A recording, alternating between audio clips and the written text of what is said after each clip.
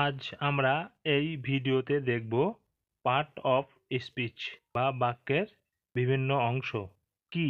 তাহলে দেখো, part of speech কাকে বলবো? আমরা যে কথা বলি তাকে বলে স্পিচ।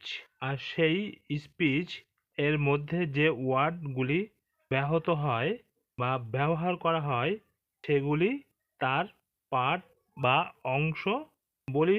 আর সেগুলো বলা হয় পার্ট অফ স্পিচ। এগুলি সেন্টেন্স লেখার ক্ষেত্রে প্রযোজ্য, বা বলতে পারো কতকগুলি শব্দ বা ওয়ার্ড ঠিকমতো সাজালে একটি সেন্টেন্স বা বাক্য তৈরি হয়। এই রকম একটি সম্পূর্ণ এবং পরিষ্কার অর্থপূর্ণ সেন্টেন্স এ প্রত্যেকটি ওয়ার্ড এর একটি করে ব্যাকরণগত বৈশিষ্ট্য থাকে। ওয়ার্ডগুলি প্রত্যেকেই সেন্টেন্সের অন্য ওয়ার্ডগুলির সঙ্গে সম্বন্ধযুক্ত থাকে। এই বাক্য দুটো দেখো, রাম ফুটবল খেলে, রাম প্লে ফুটবল, আর কিরণ মাছ ধরে, কিরণ ক্যাচেস ফিশ। এই সেন্টেন্সটিতে দেখো, রাম প্লে এবং ফুটবল এই তিনটি ওয়ার্ড বা শব্দ আছে। রাম একটি ছেলের নাম, এই প্লে মানে খেলে, তাহলে এটি একটি ভাব বা ক্রিয়াবাচক শব্দ। আর ফুটবল এই ওয়ার্ডটি দ্বারা রাম খেলে তা বোঝানো হয়েছে। ফুটবলও একটি নামবাচক শব্দ, একটি খেলার নাম। অতএব এই সেন্টেন্সটিতে তিনটি ওয়ার্ড এর মধ্যে দুটি হলো নামবাচক পদ বা ওয়ার্ড, যাকে ইংলিশে নাউন বলি, এবং একটি ক্রিয়াবাচক পদ যাকে ইংলিশে বলি ভাব। এই প্রত্যেকটি ওয়ার্ডই সেন্টেন্সের একটি অংশ বা পার্ট।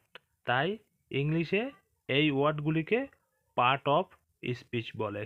যেমন রাম ফুটবল খেলে, যে রাম একটা পার্ট বা ওয়ার্ড, প্লেস খেলা করে একটা ওয়ার্ড, আর ফুটবল একটা ওয়ার্ড। এই বাক্যে তিনটি ওয়ার্ড বা এই তিনটি ওয়ার্ড বা পার্ট এই বাক্যের একটি অংশ বলতে পারো।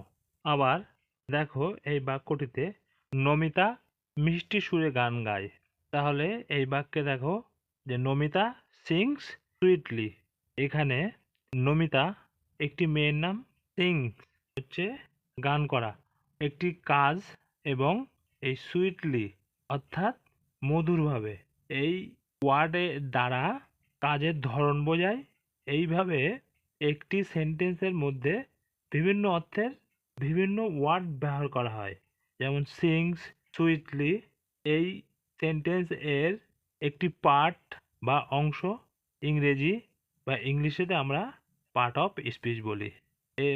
এই পার্ট অফ স্পিচের কাজ ও প্রগতি অনুসারে এগুলিকে আমরা 8টি শ্রেণীতে ভাগ করা হয়। যেমন noun, pronoun, adjective, verb, adverb, preposition, conjunction আর ইন্টারজেকশন।